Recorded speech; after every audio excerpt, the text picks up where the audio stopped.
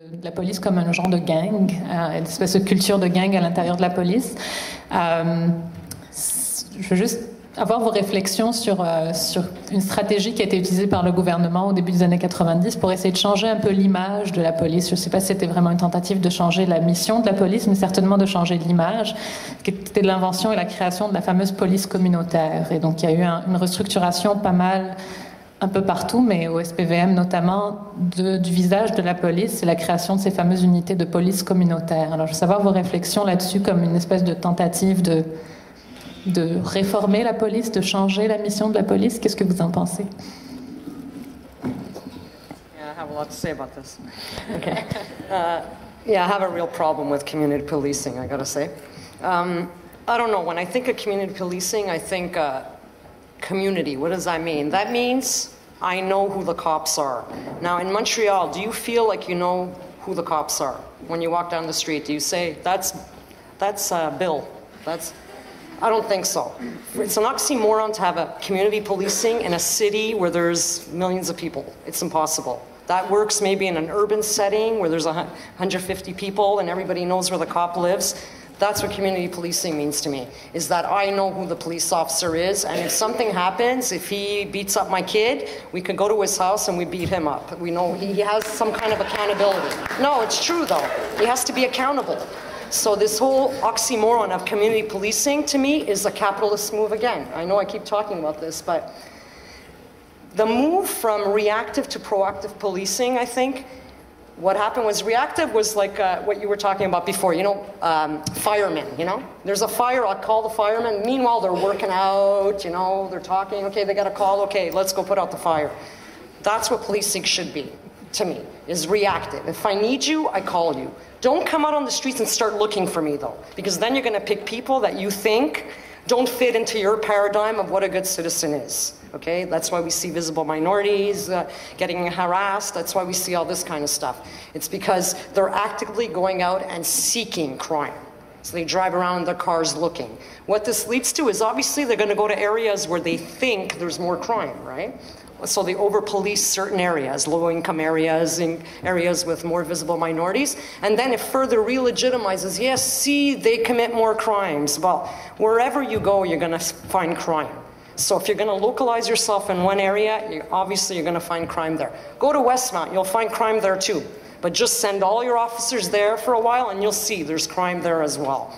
So I do think that's something that citizens should look to, is to just try to break down this oxymoron of community policing. All it was police expansion.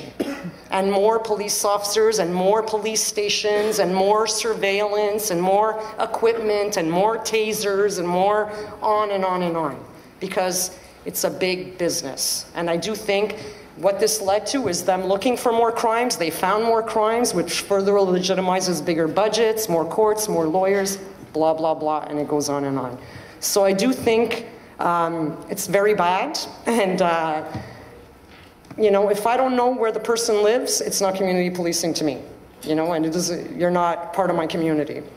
And oftentimes, under this guise, they'll do things like, you know, if a problem area, you know, there's an area in NDG, you know, that's a problem. So there's a couple of mothers, you know, saying, hey, leave our kids alone. You know, the kids are always being harassed by the police, and they're like, so the police go up to them and say, you know, how about if we come door to door and introduce ourselves? Would that help, you know? And the mothers say, oh, maybe. And then this actually happened. And what ended up happening is they went to every house and they took down information about everybody in the house. Now, to me, that's not coming to introduce yourself, you know? So under this paradigm, there's manipulation, and this is what happens, is they get more information.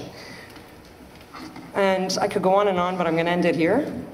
But I think we should force them to go back to reactive policing, and we'll call you when we need you.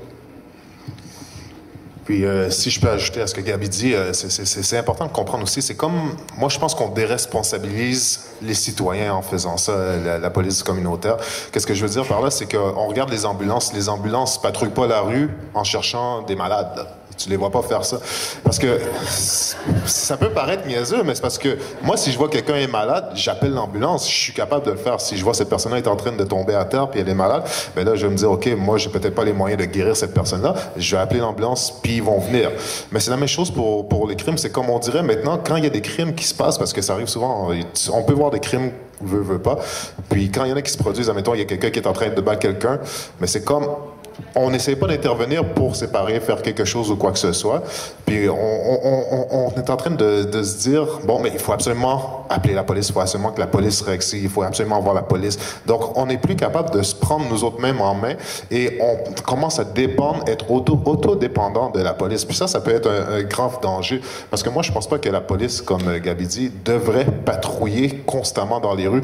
Mais je pense qu'il doit avoir une forme, puis ça reviendra dans le débat de dimanche, c'est sûr et certain.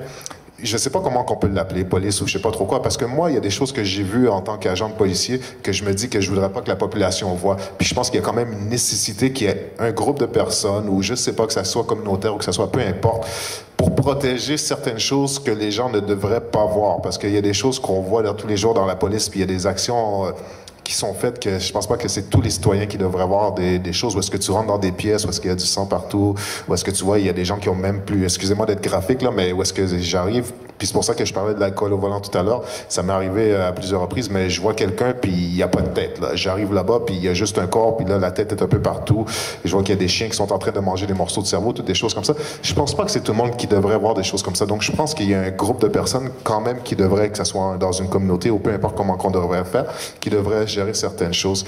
Puis patrouiller à rechercher des crimes, c'est créer ces crimes-là aussi, entre autres sortes, parce que qu'on le fasse à Westmount, qu'on le fasse à Montréal-Nord, qu'on le fasse n'importe où, ben, on est focusé à essayer de trouver un crime. Et puis ça, c'est pas seulement les policiers, parce que dans l'enquête que je mentionnais tout à l'heure dans le journal du métro, même les agents de sécurité, ils cherchaient plus les crimes qui étaient commis par les gens de minorité visible. Donc, ils appelaient plus 911 quand ils voyaient que c'était des gens de minorité racisée, je devrais dire.